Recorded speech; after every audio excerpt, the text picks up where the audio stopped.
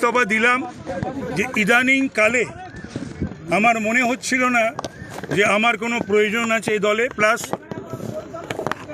যে situation অ্যারাইজড out of এই প্রতিদিন যে দুর্নীতি দুর্নীতি দুর্নীতি এবং একটি শব্দ বিধানসভার ভেতরে বাইরে বা যেখানে গেছি সেখানে দুটো মিছিলের সামনে পড়েছিলাম গাড়ি নিয়ে, সেখানে সেই পরিস্থিতি আমাকে বড় নাড়া দিয়েছে। তারপরে সন্দেশখালির ঘটনা, এই সমস্ত রয়েছে, এগুলো আমাকে দীর্ঘদিন ধরে নাড়া দিয়েছে। আর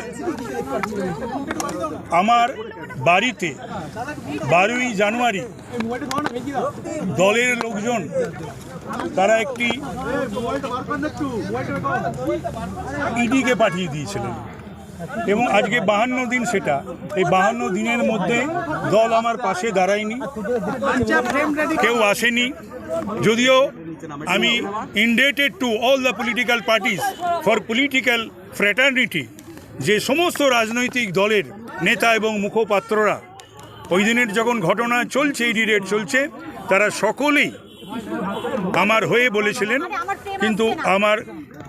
দলের তরফ থেকে আমি জানি না কোনো অজানা রিজন যে কেউই, ইনক্লুডিং আমার পুরনো দলের সুপ্রিমো অনারেবল সিএম, আজ 52 দিন পর্যন্ত তিনি একটা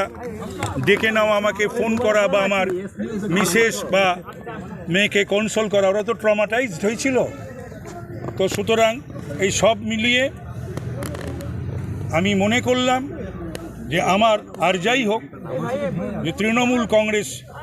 আমার জন্যে নয়,